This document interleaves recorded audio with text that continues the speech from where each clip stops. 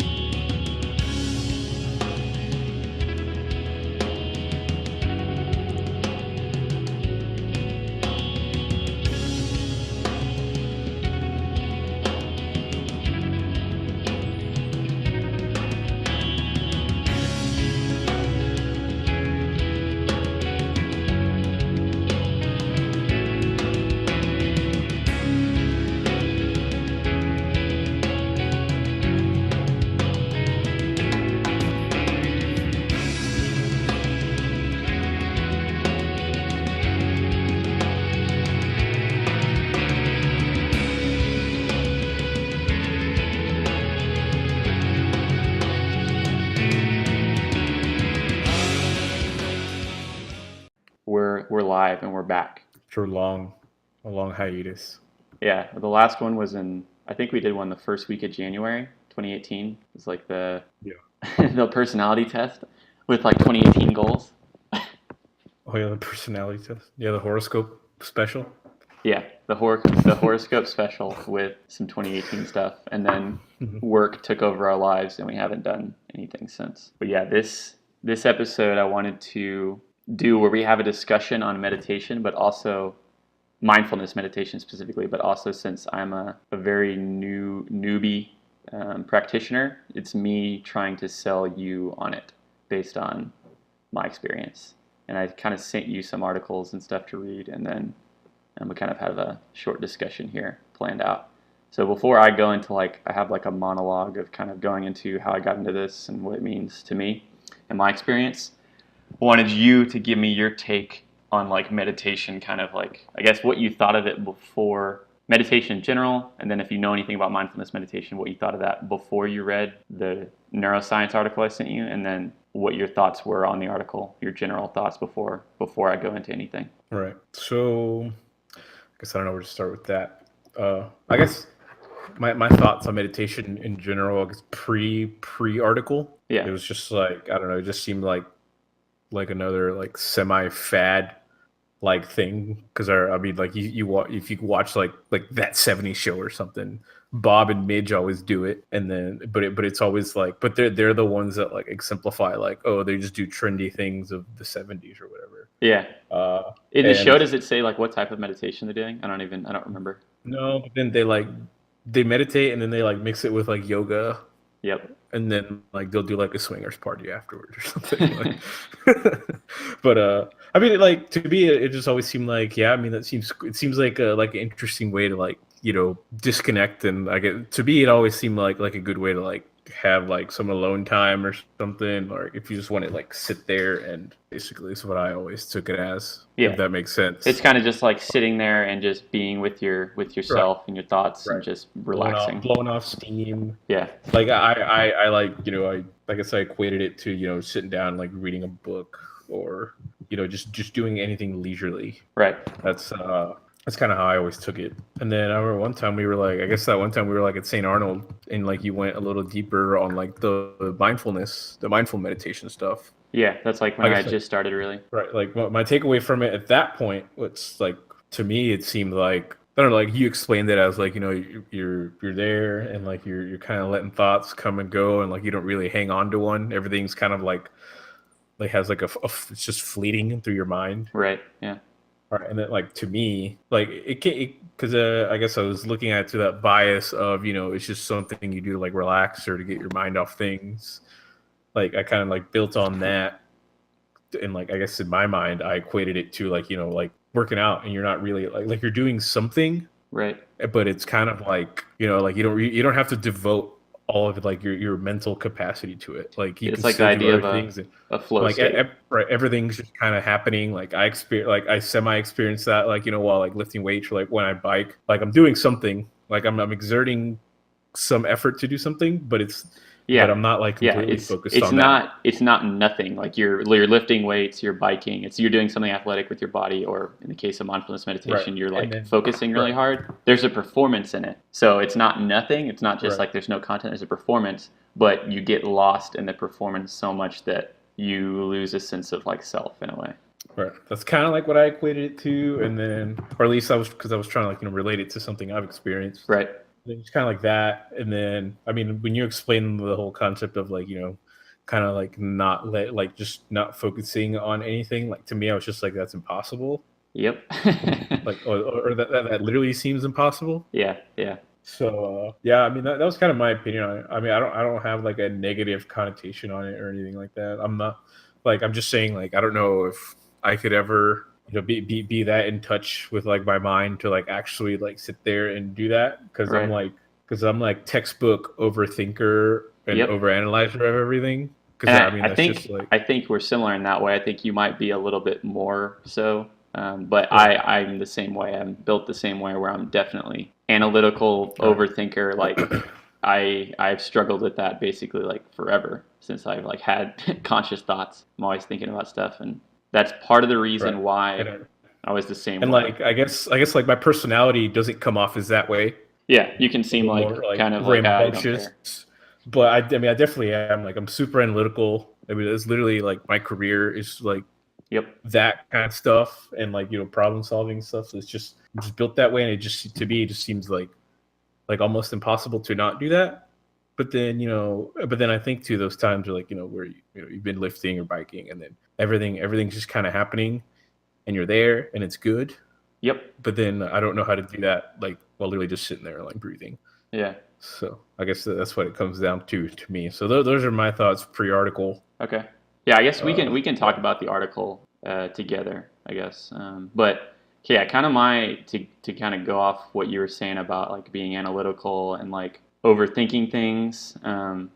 So just in general, like my introduction to the idea of mindfulness, not necessarily meditation. I learned about mindfulness before I learned about actually the practice of meditation. Was my brother showed me this book called The Miracle of Mindfulness, an introduction to the practice of meditation by, I don't know how to pronounce his name. It's like Thich Nhat Hanh, who's a Vietnamese like monk. And it basically introduces, written in like really like cryptically like Buddhist style, the concepts of mindfulness and how our attention is important. And it's like the thing that we should be trying to, the very least, control or dictate in a way that's like more useful, because of like what we're talking about, where we just, humans are wired in a certain way to overthink and always be worried and restless.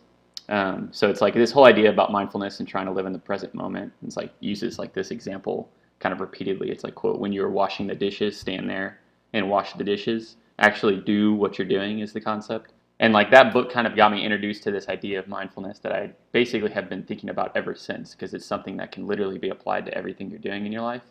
And then I didn't really try meditation until later. But after I read that, I read more and more into like, in there's like mainstream media articles about mindfulness and meditation, and it's like increasing popularity, kind of like you're talking about, where it's like it really is a fad at this point.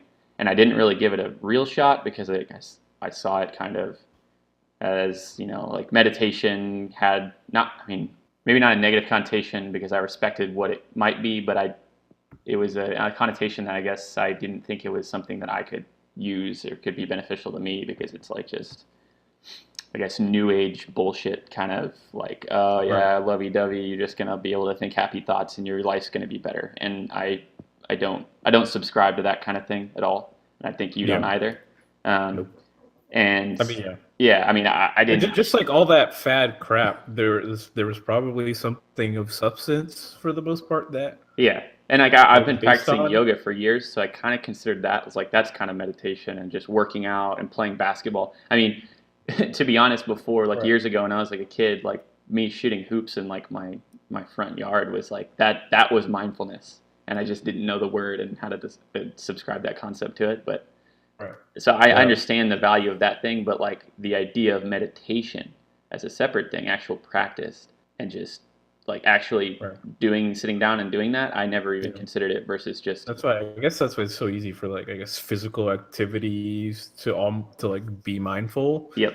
Because it's like, I don't know, like, I mean, when you're doing yoga, you're focusing on like balancing all the time and, and breathing. Yeah. You're like kind of lost in your body. You're not in your mind. It's like anymore. You're focusing on the shot. You're focusing on like your form. Yeah. And all that. So I mean, it's So I guess the hard thing is taking that physical aspect of it and doing it entirely in your mind. Doing in your mind, yeah.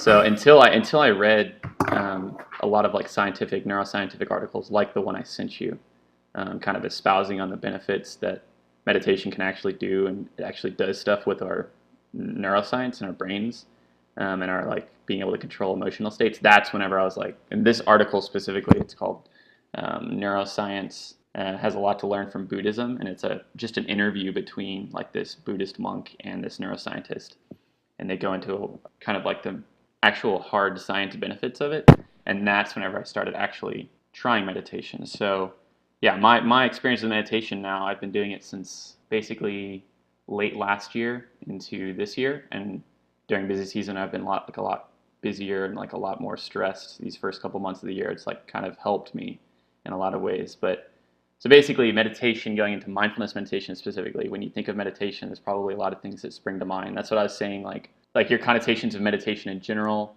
probably didn't apply to what mindfulness meditation actually is, because there's a lot of meditations that have like mantras, and there's specific things you're supposed to think about, and there's specific actions you're supposed to do, and it's like more specific in how you're doing it, how long you do it, et cetera, et cetera. Like transcendental meditation is something my dad always has talked about, because he did that when he was younger. I was like, he kind of like got caught up in like, I guess, a fad of the 70s, and that was something he like read about and practiced, and he still tries to practice now, and that's a completely different type. So mindfulness meditation is just sitting and simply paying close attention to what it's like to be you. And it's like kind of like the poetic way to put it. And after a short time doing it, like I don't meditate for longer than 10 minutes, and I try to do it at least once a day, usually at night, and then in the morning sometimes when I'm able to like get up and not feel like a zombie. And after a short time meditating and like doing this repeatedly, you try to do it every day, you begin to notice how many different ways in which you are unnecessarily suffering, making yourself uneasy, restless, anxious about things ultimately outside of your control. It's like something I've written, because that's kind of the best way I can describe it. And like you were saying, going back to what we were talking about, like overthinking, and like initially when I actually considered the idea of sitting down and meditating, I actually feared it, because I didn't think spending more time in my head would be valuable. Like just sitting alone with my thoughts and the emotions, all these things that make me restless, they're often the like most salient things which make like you suffer, is like you're just thoughts uninhibited coming through your head, and like you can't control them. And like I play video games, and I go try to like do athletic stuff, and I read, and I try to like escape and like write and do all these things to escape my mind in a lot of ways. And I feared doing the opposite, like just throwing all that out and like literally only sitting there focusing your thoughts and trying to be in a state to where you're letting them pass by dispassionately. And I think this fear is something that you have to face, because no matter what, like no matter how much you try to escape your thoughts, they're always going to be there. Like you can't get out of your head. And I think I resisted the idea of this, because just sitting alone with your thoughts can be something that I think we both know can be like dangerous. Oh, yeah. And that's why it was a hurdle to get over that. And I believed at best I would just be bored when I meditated, and at worst it could send me like into like some low depressive states that like I'm just prone to randomly. But if I went up and actually faced up with it, it would be more common. But like I'm saying, like I think I have this intuition that no matter what, we have to face up with our thoughts. We can't get out of our heads no matter how much you try.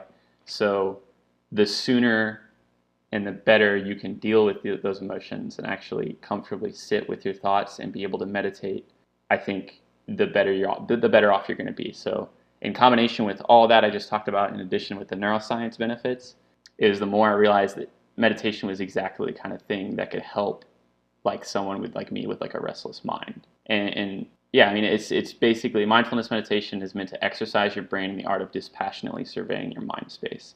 So you were talking about like you're not sure if you can just like sit there and think about nothing, and that'd be a really hard thing for you to do. And I agree, like it is. You said it was like impossible, and it basically is.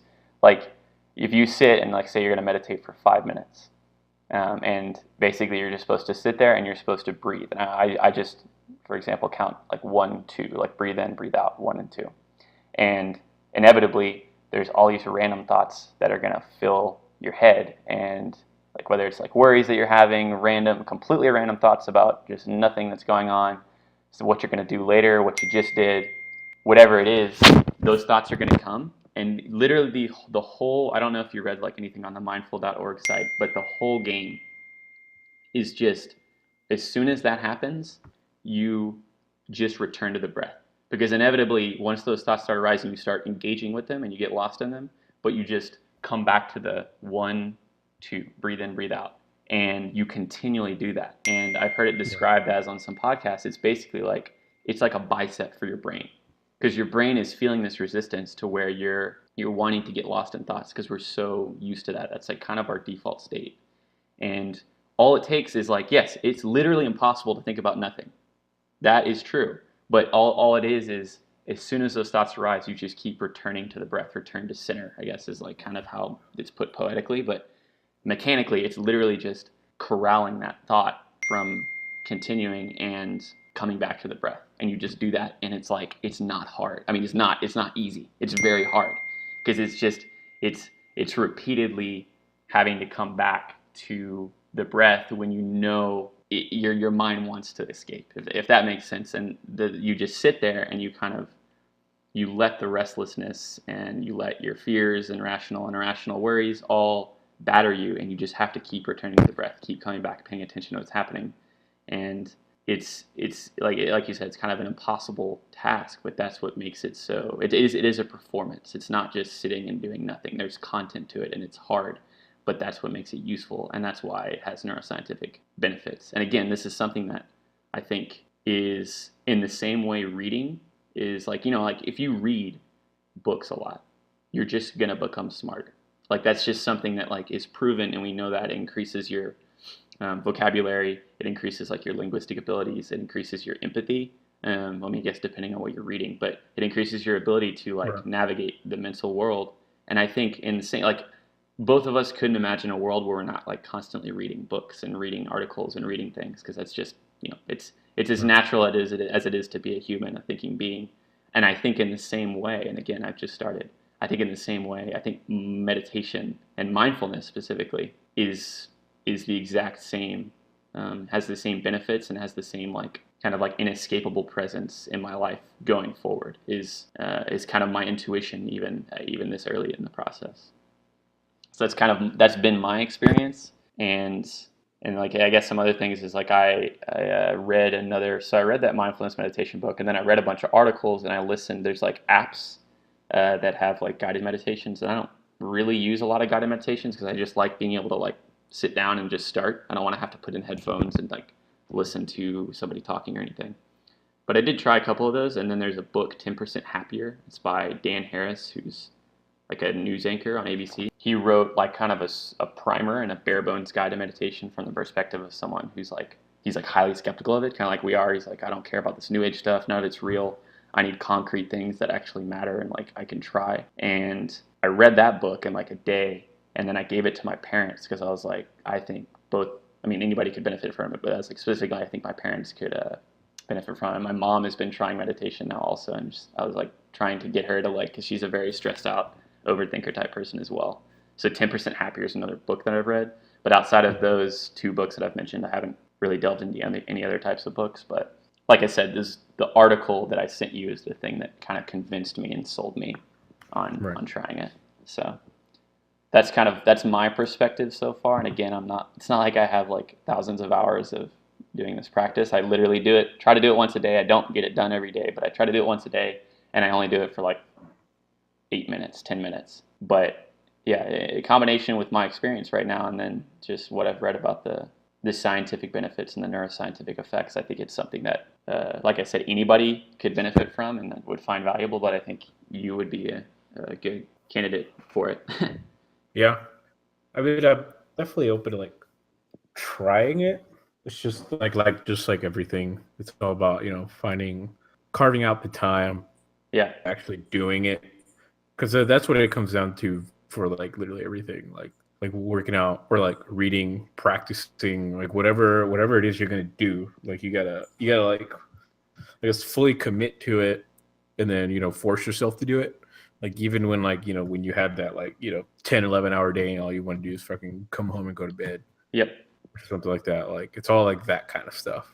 Yeah, and that's the thing is Like, like I can sit here and tell you it's like, oh, you only need 10 minutes a day, and that's easy to carve out. And I know that's not, because it's something that I don't actually get it. Like I said, I don't get it done every day. Some days I wake up in the morning and I do yoga in the morning, but like I can't sit there and like try to meditate. Sometimes I can't do it. I like don't have the time. I'm like late for work, or like I would be late for work if I took the time to do it, and I'm just too tired. I'm not a morning person. And then at night, sometimes I'm so tired that I can't.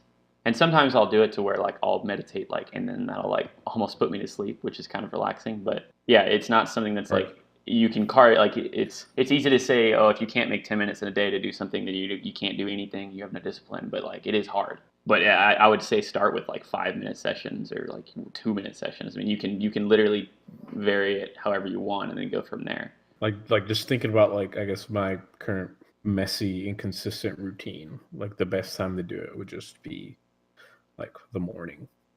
Yeah. Like either like when I wake up or whatever. Like that's just like specific to me because it's one of those things where just like at least for me, like like you can always control when the day's gonna start. Can't necessarily control when it's gonna end. Yeah. Like if something comes up and you got to stay late or something like that. Like Yep. so that's why I always try to get workouts in like in the morning during the weekday or something, like because it's just like I don't know if I'm gonna come home at 5 today or if I'm gonna be in the office till 8. Like Right.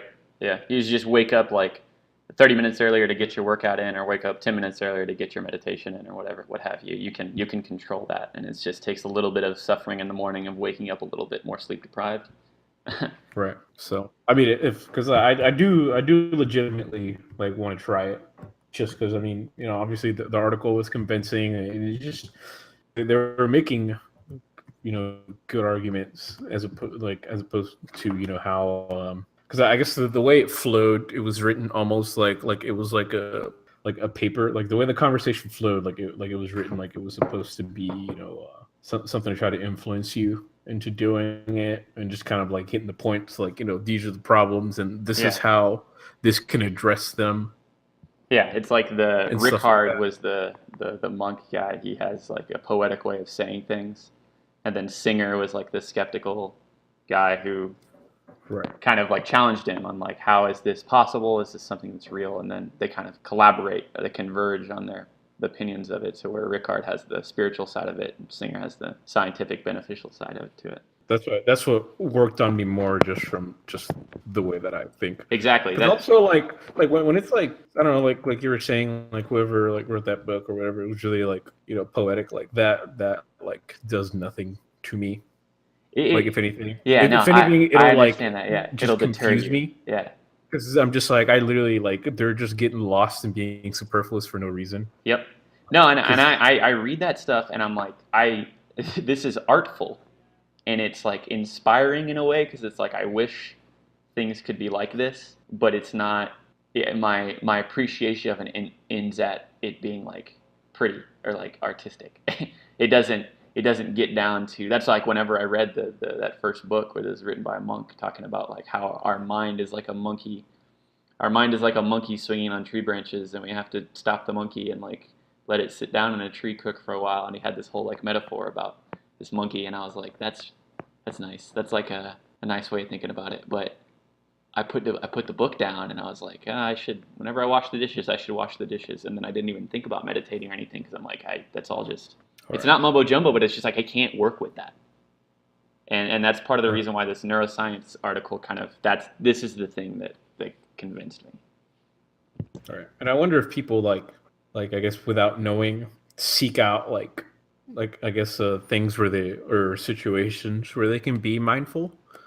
I don't know if that just makes it's sense. like a natural thing, right? Because like I know like my mom, like I don't think she could ever just sit down and do it, but she's always like having something to like. So I was looking for something to do. Like when it was like frozen over there in Houston for a while, like my mom like couldn't leave the house, so she literally like I think she cleaned like the whole house like 17 times. Yeah. And then she like cleaned my room, which like no one's ever in there, so there's no reason for it to be dirty to begin with. She like literally she just went through like every drawer and was just like sending me pictures like, do you need this? I'm just like, no, I haven't needed that in fucking 9 years. My mom has done the same thing. Yeah. Yeah. Right. So it's just like, I'm assuming that like she didn't want to just sit there and be doing nothing. Right. And then it's like, because like my mom's like that, like she'll just be cleaning or always doing something or like reading. So I wonder if that's like just like a natural mechanism to like seek that. Yeah. That like you said, like when you're washing dishes or doing the dishes, like you're actually just doing the dishes. Yeah. No, and I would say like, and the first part of this article kind of discusses it is like discomforting thoughts and restlessness are like, it's basically natural for humans to be that way, and I think everybody would agree. Like we're programmed to be dissatisfied with just kind of being. So that's what urges us and makes us ambitious to go and do things.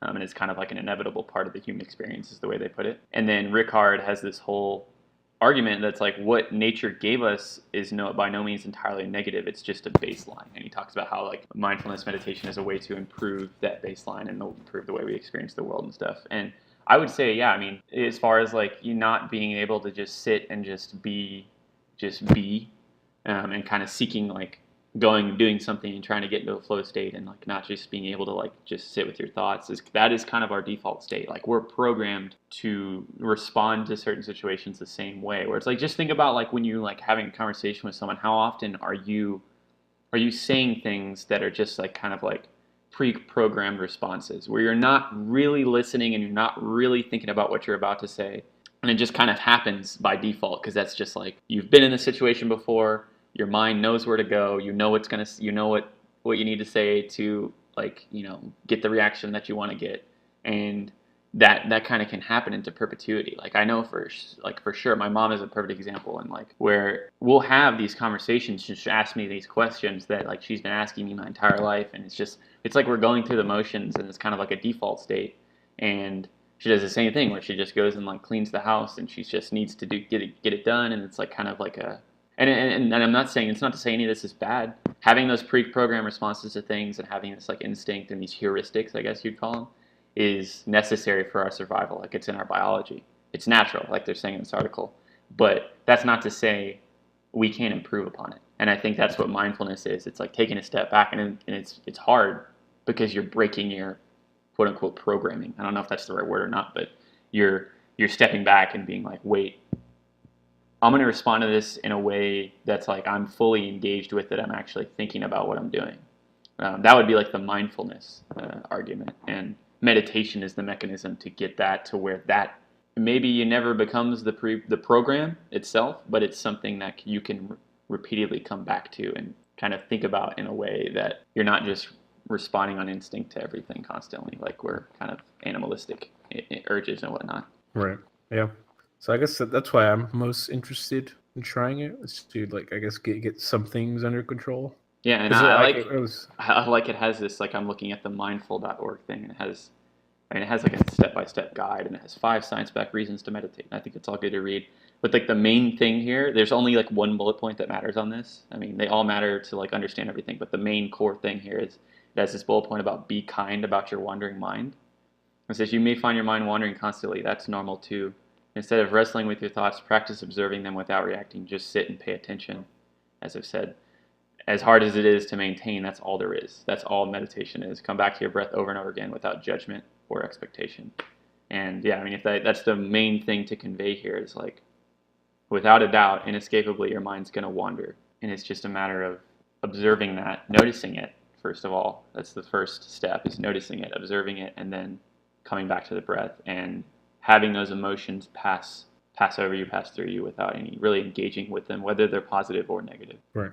Yeah. It's almost kind of like you're doing like an out of body experience and like watching yourself be you, what thoughts come there and something like that. Yeah. Kind of like getting to know, whatever the hell is going on there, if that makes sense. Yeah. It's like, there's like some quotes I had here from the article that I thought were useful, where it's Ricard says, kind of explaining it, and Singer asks, so rumination is the opposite of what you do during meditation. He says, totally opposite. It is well known that constant rumination is one of the main symptoms of depression.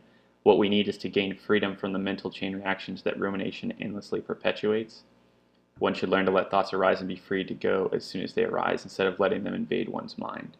And that kind of, I mean, I can definitely, that's like a concept that I can definitely understand, that you have these, you're ruminating, you're constantly thinking like we do, and then you're letting those thoughts dominate your whole emotional state. Like if you have the thought of like someone that you respect, or like someone that you like, and then you have the thoughts like, oh, this person hates me, this person doesn't give a shit about me, like that thought will come into your head unbidden, whether it's true, false, whether you know, wherever it comes from, it'll come in, and you'll immediately feel the emotion that thought brings, which is a negative one. And that kind of just dominates your mental space for at least the next 5 seconds, if not a lot longer. And that's the kind of thing where it's just like, that's a mental chain reaction. That's, you saw something, you thought about something, and then you had a resulting effect that's bad. And even when it's good, it's like, you're constantly we're constantly, I'm trying to remember the way you worded it, but it's like we're constantly just being thrown around by stimuli in like default state, where it's just, we're letting these mental chain reactions kind of just, like he says, endlessly perpetuate, and we're acting and reacting on everything that's happening around us, and we're not really thinking, I guess, is the best way to put it. Just weird autopilot. Yeah, it's autopilot is a good way to put it. And like, I definitely think everybody can relate to that. We've all been in that state of mind, getting lost in thought, and like getting lost in thought of like the flow state of like playing basketball, or like playing an instrument, or running or biking is different than what I'm talking about here. It's not the same thing at all. That's more of like a completely like stale, and nothing comes out of it really, like, because there's times like that's what it's kind of like at work for me. Like I do like a lot of like independent stuff. Yeah. And it's just kind of like I'll be sitting there like just doing it. Someone will like come up to me and then just do the usual, any plans for the weekend? And then just the regular canned answers are just like, blah, whatever. Yeah, I'm gonna do this. How about you? And then just like that crap. Yeah. And then nothing really came out of that. Yeah, it's just like a loop that you've been there before. The responses, the questions and answers are all basically pre-written. Like you're not gonna tell anyone what you're actually gonna do. Like, yeah, I'm gonna play D&D for 4 hours this weekend. Right. Like I'm gonna go home. Like I'm gonna smoke loud, and then I'm gonna play Zelda for 4 hours, and then go to bed. Like it's just like I'm not gonna tell someone at work that. No. I was like, no, like, well, I might go to the Rockets game, maybe hang out with some people. Yeah, I don't know. I'm just gonna relax. Yeah. I'm gonna go with the flow, or some bullshit like that. So Yep. Yeah, I think that's something like I don't know many people other than like my brother who are even like conscious of a lot of this, to where we actually like consider it. And it's like, I mean, by all means people could be, and they just don't talk about it, kind of like we don't talk about it, so we're all kind of like in our separate camps or whatever. Right. I mean, there's no way that people like don't. It's just everyone like just kind of decides to keep it to themselves. They're like okay with it, or they don't know how to possibly get out of it, like to where you could change the paradigm that is in place there. Yeah, I mean, I don't know. It would take for like everyone to be completely fine with people being open and all that kind of stuff for things to like transition, I guess you could say. Yeah, and it's just kind of like if you said the things that you're actually like were more specific, it's destabilizing, and then it's like, oh, you're oversharing, or like I don't. Now we're gonna laugh at you because you're saying this crazy stuff, and it's just like that. If anything is going to get you to not do that ever again, it's that kind of reaction. And I'm certain that's basically how it would be. Right. And it's just, I guess, some point, a long time down the line, that happened to someone and just became wired that this was bad, and like don't do that. Which is like I don't know. I have a lot of problems with the way people like interact in like the in work working world settings. and like Yeah, like that's why I have fucking huge ass headphones that don't let me hear anything but my music, because I don't want to hear, "Hey, how's it going?" every fucking day.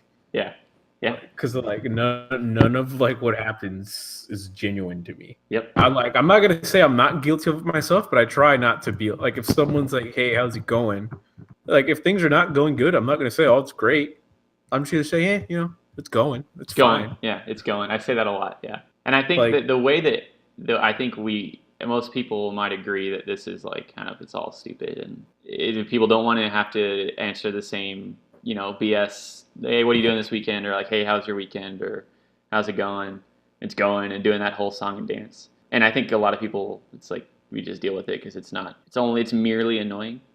But the way that I kind of try to break out of that is I try to just actually listen to what people are saying and like have like at least a novel give them follow up question. Just ask interesting questions that like try to right, get them to like talk about things that either right. interest them that they want to talk about in a way. So like it'll save. I don't know, but some people might not want that. Some people might just want the BS interaction, or like kind of check that box, like, okay, I said hi to them Yeah, yeah, yeah, and then or that's all they something like want, that. and then they can just choose not to engage with any further. But it's like if I'm gonna be dealing with these people every day, then All right. I might as well try to get this to where it's not miserable. I Yeah. guess. Well, I mean, I know I agree with that. Like one thing I've noticed, like I guess in my new area where I sit now, I guess I've been there for 2.5 months now. One thing I've noticed is that like the new manager kind of like goes out of his way to like talk to everyone like every day, Hmm. and like kind of like come to your desk and like shake your hand and just like kind of get to know you, which is like completely different from my old manager. Like the way I described him before was like a sitcom dad that's kind of like cares about his kids but is like disconnected. Yeah, all hands off. Like, and then this guy's like different, and it makes a difference. Like you can tell, like, because he'll be a little more open. Like he was just like, I'm gonna go drink some beers and shoot my bow this weekend or something like that. Yeah, And I'm just like, hey, that's cool, Kevin. Like I'm not gonna like, if that's your form of relaxing, that's cool. yeah, There's just different ways to approach it, I guess. yeah, yeah. Different ways of like interacting in the surroundings.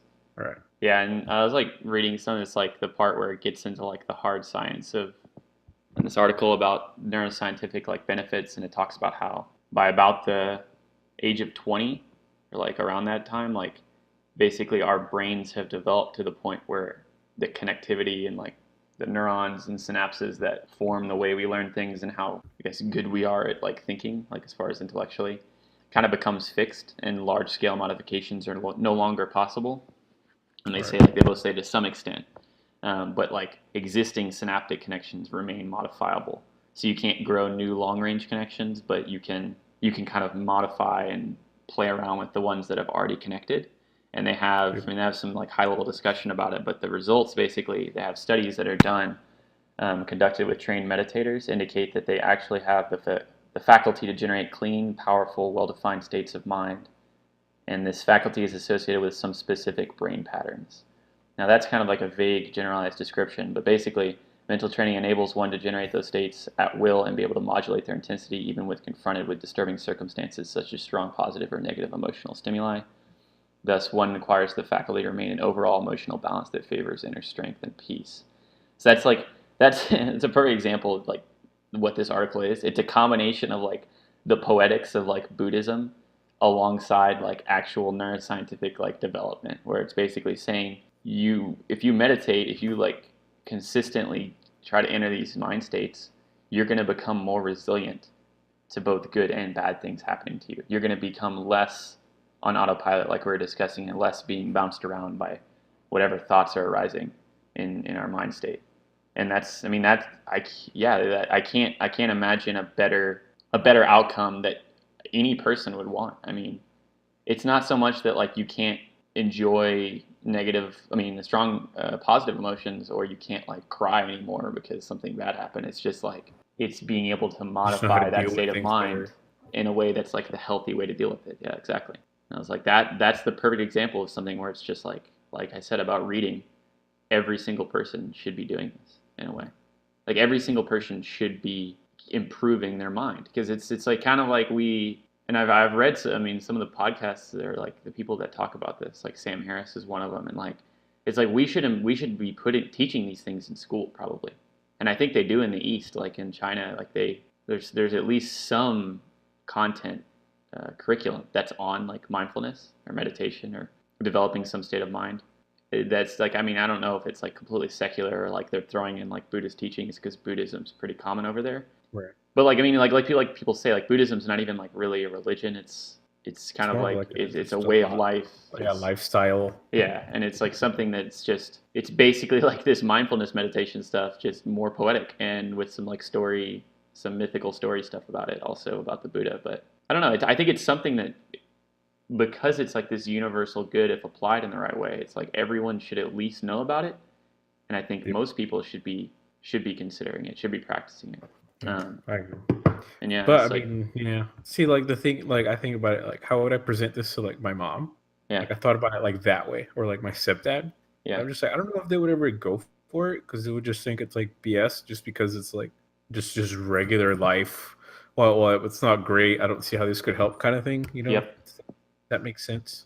No, I mean, I had gone through the same thing with my mom, because like my dad would like buy in, and he's already like read books on it. But my mom is just somebody who doesn't have any, who wouldn't understand it. Like she would hear me, she would listen to this podcast, or she would read like the book, The Miracle of Mindfulness by like the Buddhist guy, the monk, and she would just be like, this is all bogus. Like this isn't something that I could benefit from. Like my mom would just be like, stuff needs to get done. There's no time for that. Yeah. Or something like that.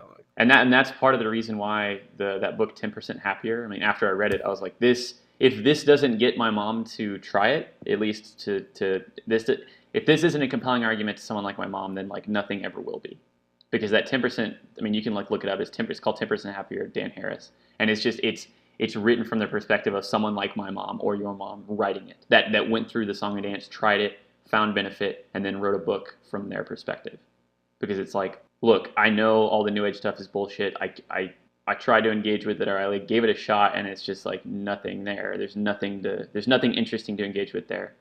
So he found out about mindfulness meditation, tried that, and basically it's like improved his life, and he wrote like a pretty short book on his experience with it. And it's like pretty relatable. I think he's writing it from the perspective of someone like us and our parents. And that's the book if you wanted to get your mom to like, if you didn't want to have to explain it because you think you probably couldn't do as good of a job as it deserves, that's the book that I would I might buy it for her, because she's just like, she's been like reading a lot more recently also. She said she like missed reading as much. So I think I'll probably purchase it for her. Yeah, I mean, you could also read it yourself. It's pretty short. But yeah, I mean, I was thinking about that. I lost my fucking Kindle though, but that's for another episode. That sucks. Yeah. Yeah, I mean, you can have Kindle app on your phone though. Yeah, I need to look for it.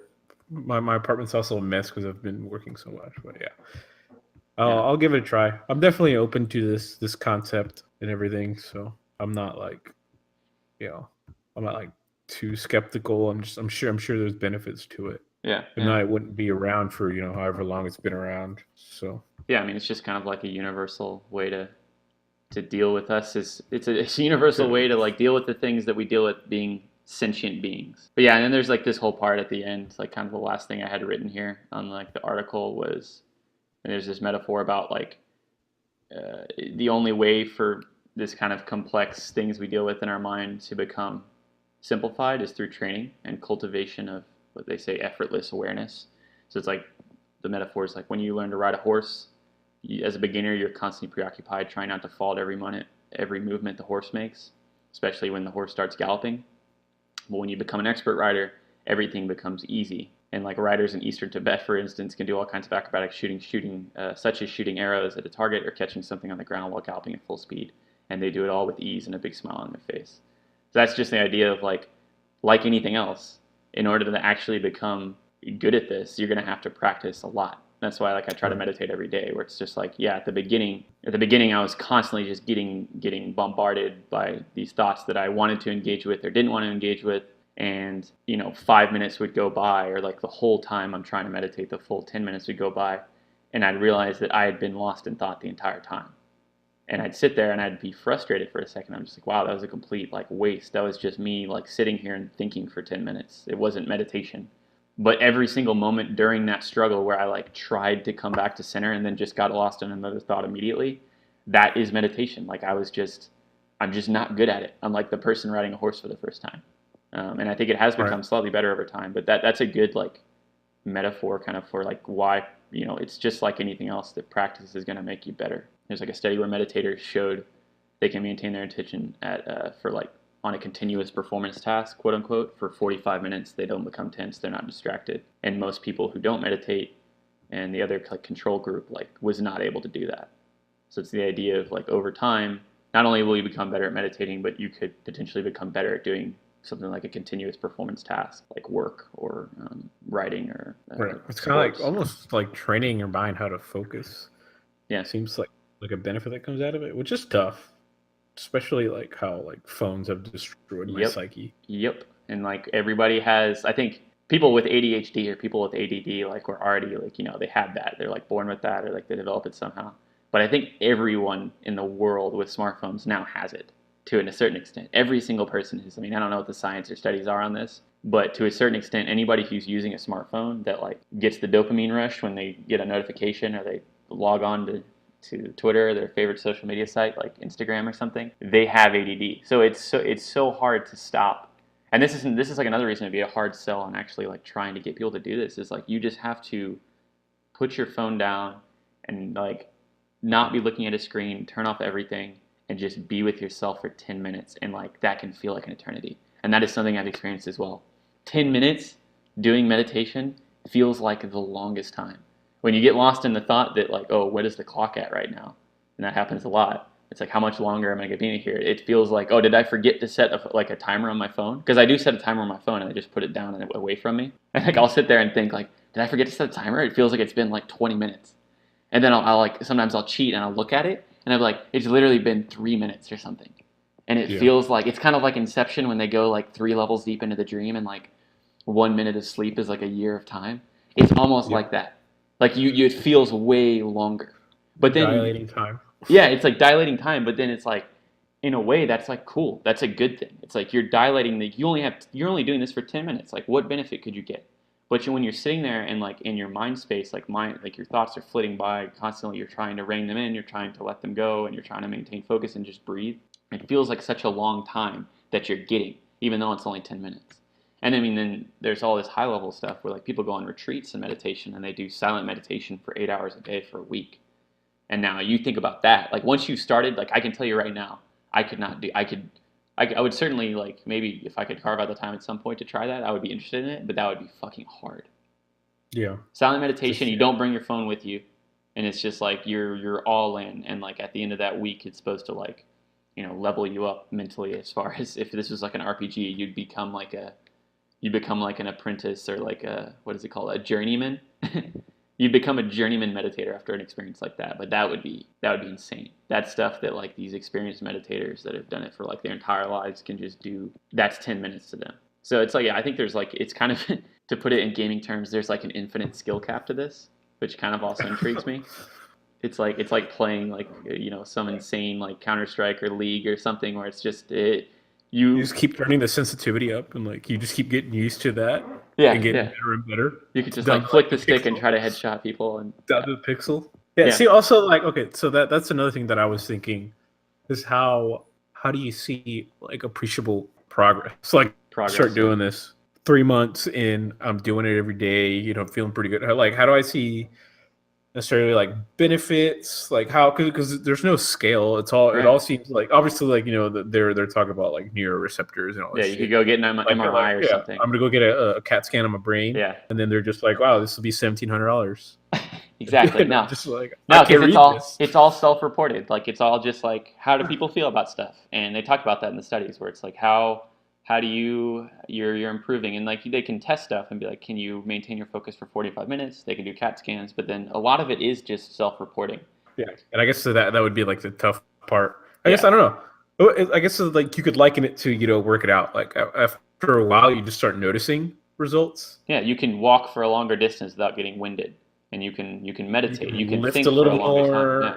more. Like, yeah. So Like I guess, when, like I think about like, and this is just kind of the way I am. I'm kind of like low key about stuff where I don't really get angry. I can get agitated, and I can like be passionate about things, but I don't get angry. And like, I honestly can't think. It's not like I'm a master meditator or anything, but since I've started, like, I can't think of a lot of times when I've been super agitated. Like, I can get in like low states where like I like kind of inertia overtakes me, and I don't feel like doing anything, and like I get lazy. But as far as like being super agitated for like longer than like a few seconds to where like, I'm fucking mad or like fuck, and then like I can wrestle my way out of that faster, at least a little bit, than I could before. And that's kind of what the book is. That book's called 10% Happier, because he has this whole like concept he explains where he's just like, this isn't going to make you like some like galaxy brain like god monk or something after a certain That's what I was point. gonna say. Like it's like the super galaxy brain. Yeah, Lateralis man, the goal. That's not gonna happen. Like even the people who have meditated for their entire lives, that have like done silent retreats forever, and they're just like some monk that's over in Vietnam, like they still like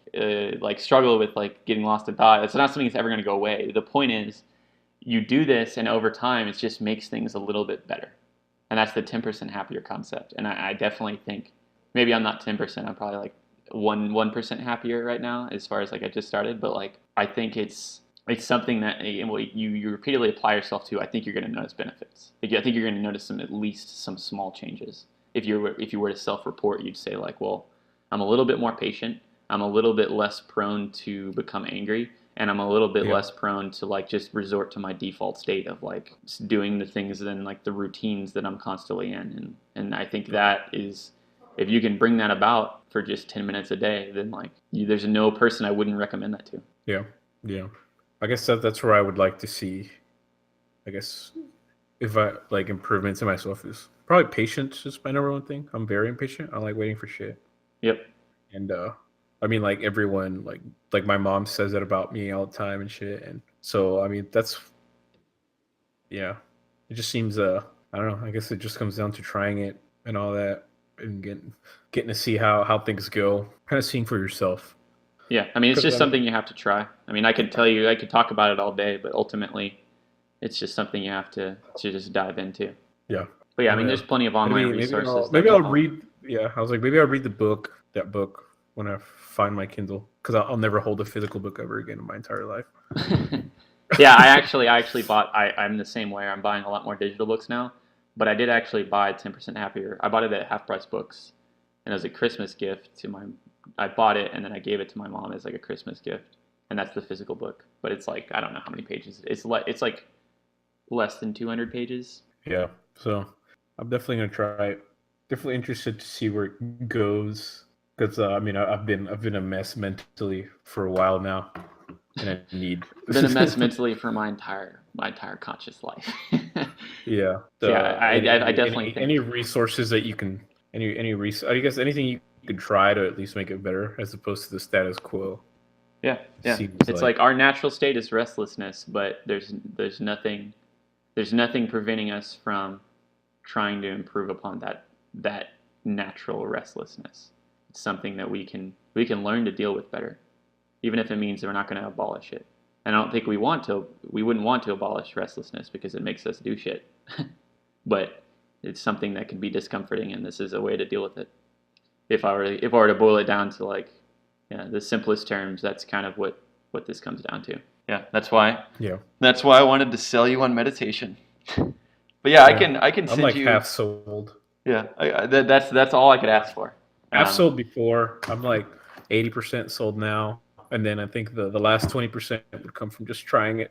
Yep. Yeah, and there's also some. I mean, I think, like I said, I don't like doing the guided meditations where there's somebody talking to you, but I think that's a good place to start. I definitely used a couple of them when I first started out, and on that mindful.org website, there's some links in SoundCloud links for like guided meditation. So you can try those as well. It's gonna be a SoundCloud rapper. Yeah. Yeah. Meditate. Yeah. Meditate. Hey, that was a good album. I'll kill anyone that bashes Untitled. Unmastered. Untitled is God tier. Yeah. Just like Damn. All right. All right. All right. All right. That's a good place to end. That's all I had. This one's over. All right. We out.